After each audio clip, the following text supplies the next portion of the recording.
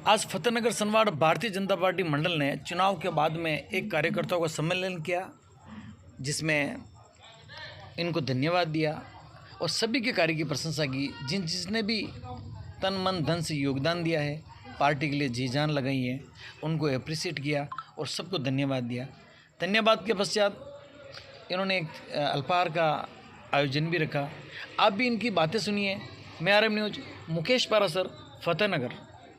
ये मैं जनसंपर्क था, जो पहले मैं जनसंपर्क के दिन लेट हो गया, बाजार बंद हो गए थे, व्यापारियों से व्यक्तिगत नहीं मिल पाया, तो मैं जनसंपर्क क्योंकि चुनाव प्रचार तो बंद हो चुका है, लाउड स्पीकर बजाना, मीटिंग के सफाई करना सब कुछ बंद हो चुका है, तो उन्होंने कहा मैं सबसे मिलना चाहता हूँ। लेकिन समय बहुत कम था, एक दिन में उनको लंबा चौड़ा, तो हमने सबने बैठ कर एक रचना बनाई, क्यों नहीं एक ही जगह सभी व्यापारियों को इकट्ठा कर हम भाई साहब से मुलाकात करवा दें। और सिद्ध बालाजी में हमने कार्यक्रम आयोजित किया। उस दिन ही हमारी ऊर्जा चरम सीमा पर आ गई थी। सारे व्यापारी फतेहनगर के और हमारे सारे कार्यकर्ता इतने जोश और उत्साह से वहाँ एकत्रित हुए और सब ने भाई साहब के पक्ष में वोट करने की एक तरह से उनकी तरफ से अपील की कि कल्याण जी भाई साहब ने जैसे खड़े होकर बोला कि हमारी जिम्मेदारी है, हम आपको वचन देते हैं कि हम आपको वोट देंगे, आपको मांगने की जरूरत नहीं है। ऐसा माहौल मिला तो सांसद साहब के दिल में भी फतेहनगर सनवाड़ के लिए इतनी बड़ी जगह हुई है कि कल हमें पता है कि सांसद साहब कैबिनेट मिनिस्टर बनेंगे।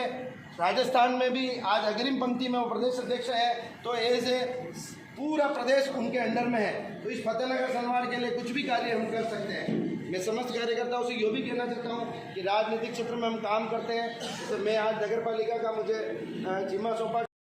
तर्पण की भूमि है, नंदन की भूमि है, अभिवंदन की भूमि है। इसका कंकर कंकर शंकर है, इसका बिंदु बिंदु जल गंगाधर है। हम जिएंगे तो इसी के लिए, और मौत का बुलावा है तो मरेंगे भी इसी के लिए। मरने के बाद हमारी हड्डियों को गंगा में प्रवाहित कर दी गई और उससे निकलने वाले शब्दों को किसी ने सुनने की चेष्टा की तो एक ही शब्द होगा, एक ही उद्घोष होगा, भारत माता की जय। समस्त पदाधिकारी कार्यकर्ता बंधु, जब सूचना मिली कि आज कार्यकर्ताओं का स्नेह मिलन सम्मेलन कार्यक्रम है तो हमने कहा क्या बात, आज ये सूरज पश्चिम में कैसे उगे। क्योंकि इलेक्शन होते हैं, कार्यकर्ता दौड़ता है, फिर अपनी थकान मेट करता है, नींद निकालता है, जो कुछ करता है, लेकिन पहली बार कि सोमत महेश्वरी भवन में तो ये सजग अध्यक्षता की जो अध्यक्ष हैं उनको वास्तव में धन्यवाद के पात्र हैं इस बात में, क्योंकि यहाँ के जब भी काम पड़े हैं, यहाँ के कार्यकर्ता ने पिछले 20-25 साल के इतिहास में चेयरमैन यदि ज्यादा बने हैं तो भारतीय जनता पार्टी के बने, वार्ड पार्षद यदि ज्यादा बने हैं तो भारतीय जनता पार्टी के बने, और यहाँ के लोगों ने वोट दिया है तो सबसे ज्यादा भारतीय जनता पार्टी के कार्यकर्ताओं और लोगों ने मत दिया है। अर्थात भारतीय जनता पार्टी को सुदृढ़ करने का काम पिछले 20-25 साल से हो रहा है। यह आप सबने और हमने भी देखा है। कार्यकर्ताओं का सम्मान, ये कार्यकर्ता सम्मान का भूखा नहीं और न कभी रहेगा, ये परमात्मा की कृपा है। हो सकता है किसी कार्यकर्ता के मन में ये होगा, लेकिन मेरे जैसे कार्यकर्ता के मन में ये कभी नहीं है कि हमारा मान हो, सम्मान हो, हमारा स्वाभिमान जिंदा हो। और उस जिंदा करने के लिए सबसे पहले यदि कोई कल्पना साकार हुई है तो पिछले 10 साल में मोदी सरकार ने की है, इसमें कोई दो राय नहीं। लेकिन वो से जो भारत की राजधानी दिल्ली में जो झंडा फहरता है उसमें एक अंश, एक बिंदु जल भारतीय जनता पार्टी को मिलने वाला वोट सनवाड़ और फतेहनगर का वोट ही उसमें वहाँ हिस्सादारी बनता है। ये सौभाग्य फतेहनगर और सनवाड़ को मिला है। आदरणीय बंधुओं, कमियां बहुत है, बहुत कमियां हैं। घूमने चलोगे ना तो कितना भी साफ कपड़ा पहनो, लेकिन उसके ऊपर यदि कोई काला दाग हो ना तो सबसे पहले वो काला दाग ही दिखेगा। इतना बढ़िया शर्ट है वो नहीं दिखेगा।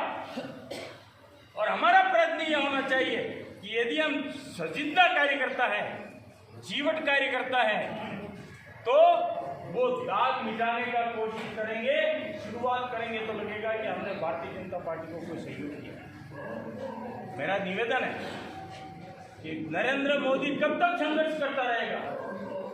भारतीय जनता पार्टी के वरिष्ठ से वरिष्ठ लोग त्याग पत्र देकर के चले गए, लेकिन उनका एक ही सवाल रहता है कि नरेंद्र मोदी के सहारे आप कितने चुनाव लड़ोगे? क्या उसकी प्रति और उसकी छाया प्रति कहीं नजर आएगी क्या? उसके जीवन में जो सिद्धांत है, वहां यदि फतेहनगर और संधवाड़ में कोई जिंदा दिली कार्यकर्ता लेकर के चलता है, यदि मोदी ने कहा है कि भ्रष्टाचार मुक्त हिंदुस्तान होना चाहिए, तो क्या नगर पालिका में कोई बात पहुंची शपथ खा करके कहेगा कि मैं भ्रष्टाचार दूर करने का मोदी के सहयोग में अपना समर्थन दूंगा?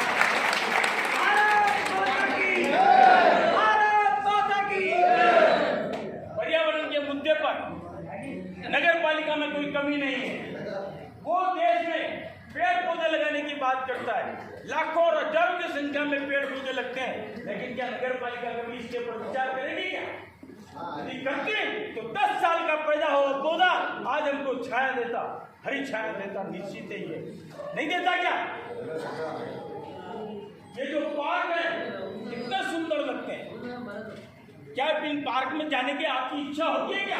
कोई भारतीय जनता पार्टी का कार्यकर्ता जाता है क्या उस पार्क में, जहाँ 2 मिनट 10 मिनट अपना विश्राम स्थल लेकर के और वहाँ लगे कि यार यहाँ मैं पार्क में बैठा हूँ।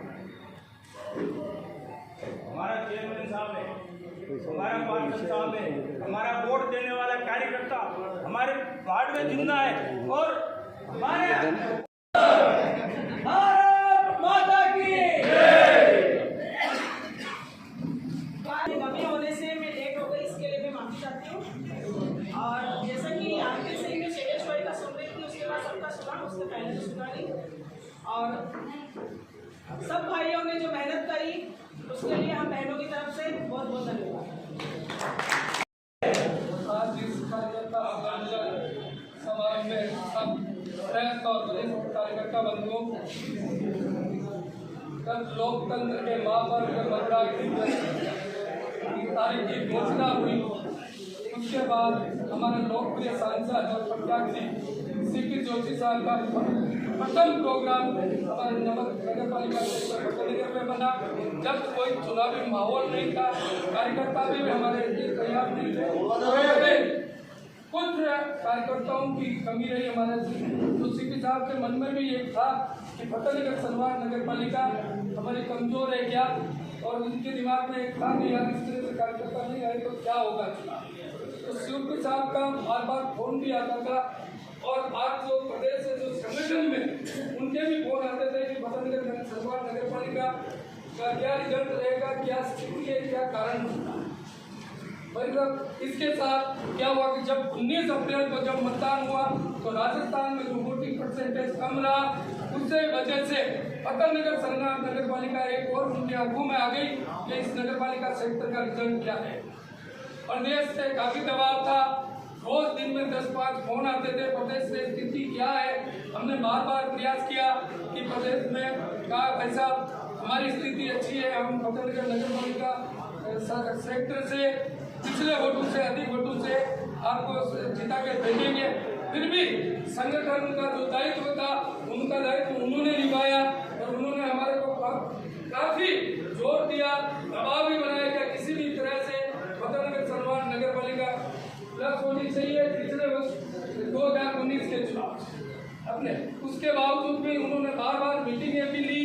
एक दिन क्या नाम अपने गौतम और उन्हें सरवण जी को भेजा, पूरी टीम को भेजा, उनको फतेहनगर नगर पालिका की स्थिति दो।